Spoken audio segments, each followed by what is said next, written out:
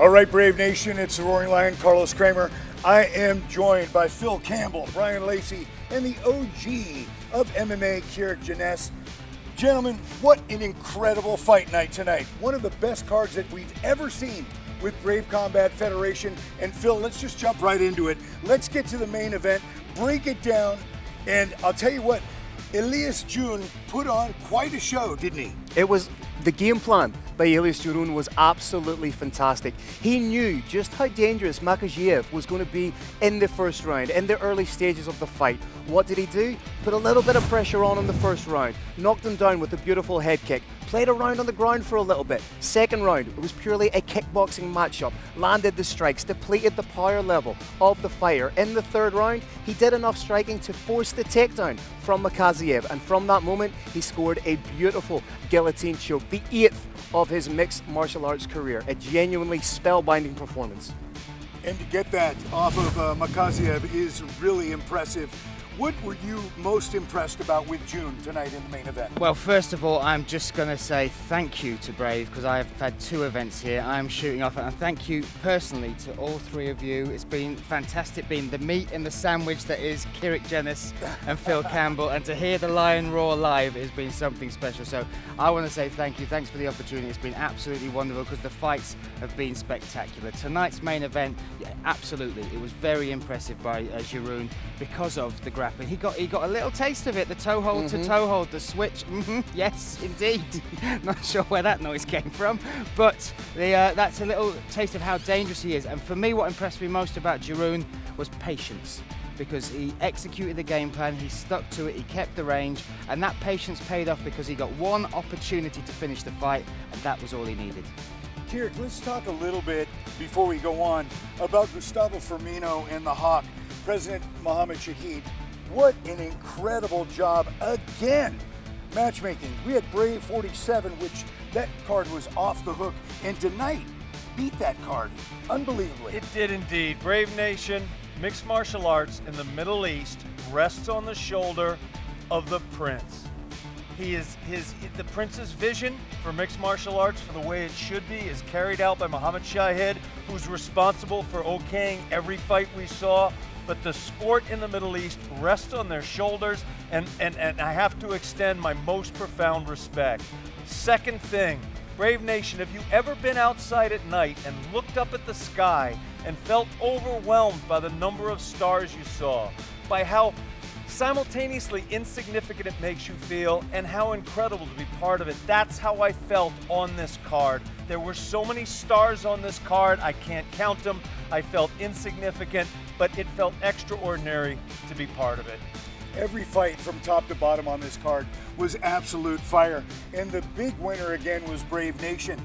And the card was so good, I just had a sense of pride for just being able to witness this in person. It was truly a magical night. we're gonna just keep going on different fights while we can. Wanted to get to the co-main event, Phil. Ahmed Laban from Lebanon. I mean, what an incredible fight tonight. It was like he had a honing device that was tuned and laser focused, so many angles, and everything was hitting on his opponent. What I loved about the performance from Ahmed Laban was the fact that in the first round, he became compromised. His foot, we're fairly sure that his foot's broken or something's wrong with his foot. What he was able to do was diversify his striking in the second round. The breaking of the foot meant that he couldn't achieve that in and out movement that he wanted. He couldn't work the angles that he usually did. But what he did was diversify his game and still find a way to land devastating shots. Now it must be said that Nemanja Kovac may perhaps have the hardest chin in the history of mixed martial arts. Some of the shots he would take in there would have been enough to knock out a rhino, but what did he do? He got cut, he let the blood flow, he continued to march forward, he continued to throw strikes. So this was a fantastic advert for both of these fighters. And Bryan, let's touch base a little bit about Lebanon tonight. 3 out of the 5 victories for them and the team. How far have they come in mixed martial arts and showing that they are a future power? If not in the future, it's right now happening. Well, first of all, I know we're trying to stay positive, and I know the matchmaking you've highlighted, Gustavo and Shahid. Unfortunately, I'm going to have to warn you, you will be hearing from my lawyer, because in the co-main event, I don't know if you can see this, I burst a blood vessel in my eye watching Laban versus Kovac. That's how intense and crazy a matchup that was. My respect to both of those athletes, and my respect to Lebanon, Egypt. Those nations showed up today. And specifically, when you're talking about Lebanon, you talk about it in the commentary. They are a nation of warriors. When you look at the support they give their fighters, when you look at what these victories on these stages mean to not just the individuals but to their people, that is what shines through. And even though this is an empty arena, you can feel it, you can see it in the fighters, you see it in the teams, and that for me speaks volumes for the potential of these rising nations in mixed martial arts. And you know, the feeling in the arena tonight was absolutely electric. Kirik, let's talk about KHK MMA, going 3-0 tonight, and led, of course, by the big man himself, Murtaza Talha. What did he do that impressed you so much tonight? Murtaza Talha, as I said on the broadcast, has an extraordinary quality. A basketball player in the NBA can be 7 feet tall. You can tell, you look at it, you're like, whoa, 7 feet. A sumo player can be 600 or more pounds. You look at it and you're like, whoa, more than 600 pounds. Just as incredible is the strength of Murtaza Talha. It's just a little bit harder to see. You can't see it at a glance. You have to see it in the interactions, and you have to see it with his one-touch knockouts. You know, that division is going to be pretty much very much aware of him, and a lot of eyes are on him. He has done so much in such a short amount of time. Tell us about his growth and how quickly, due to a great amateur career, of course, 2 IMF championships, and I tell you what, he is going through the pro division and making mincemeat of his competition. Usually what you see when a fighter is transitioning from being an elite amateur to starting their professional career, there is an adjustment period. They still have some of those amateur nuances, if you will. There's still those little tells, the way they hold their hands, the way they throw their strikes, the entries for the takedowns. Murtaza Talha has transitioned seamlessly to being a professional fighter and looks like he has been a professional from the get-go. This very rarely happens, but he makes me proud to be a ginger. He is, you know what, the ginger gorilla, and we're going with that, Phil. He is absolutely freakish, Brian, with his strength. We've told it farm boy strength before, but he has something, his hands are so extremely heavy on top of it. What he touches goes to sleep.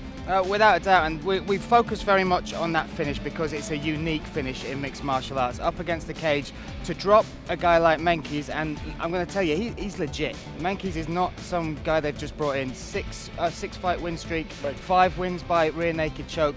He's a big dude as well. He was a real test, and those elbows, one elbow dropped him, but what you kind of get, what that overshadows is the little exchange that happened before that. In the center of the cage, Menkes tried to get a touch on Murtaza, but the speed and just how switched on from the first bell, no feeling out how Murtaza was, caught him with 2 hooks.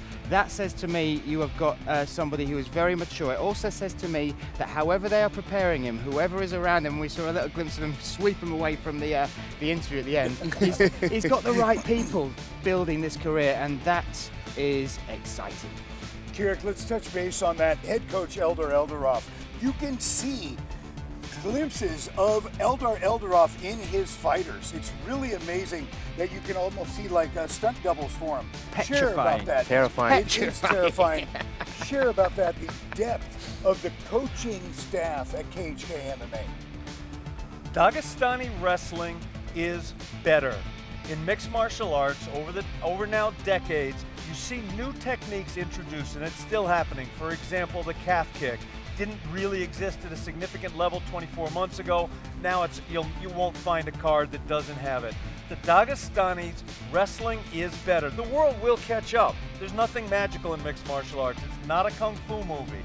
Everybody's going to catch up. But right now, that wrestling that he bases his game on is better than anything else in the world. And of course, he trains his fighters to an extraordinary level on striking as well. My cap goes off to the champ, to the coach. We're going to keep moving because every single fight on this card was absolutely amazing. One individual that really impressed me, Phil, was Abbas Khan. He going against Omar El Defraoui.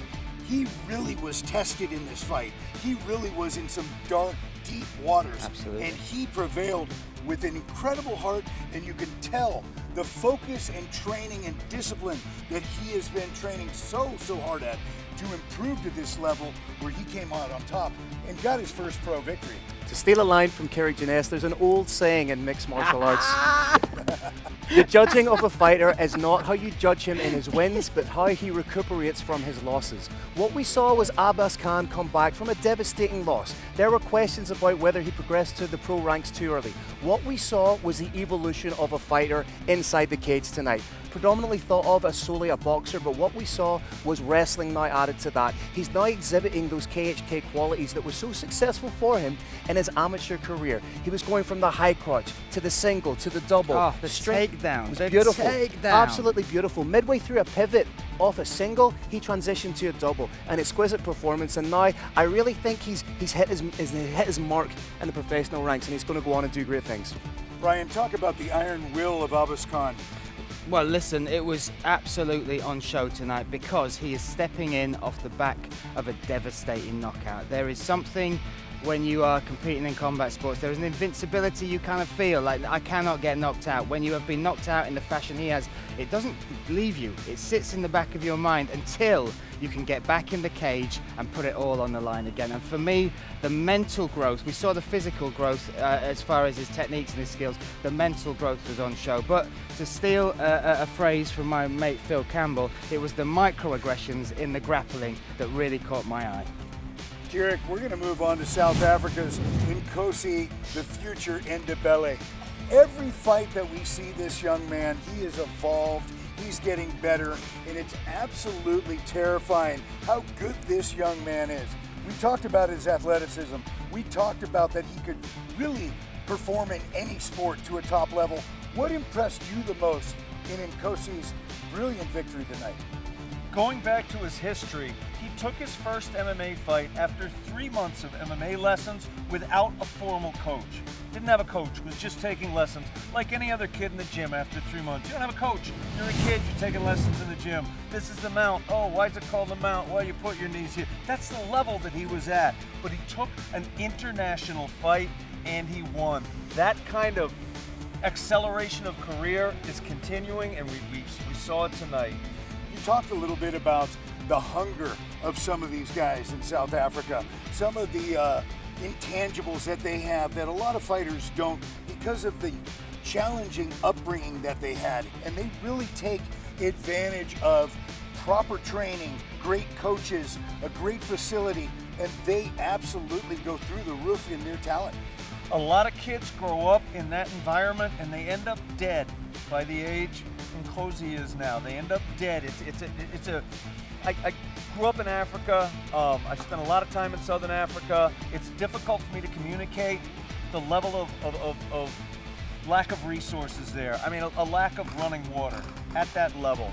Deep sloop destroys most human beings, but pressure creates diamonds. That young man is a diamond. And Phil, to watch Incosi and to see his development, he's asked to be one of the most exciting performers on the Brave Combat Federation roster.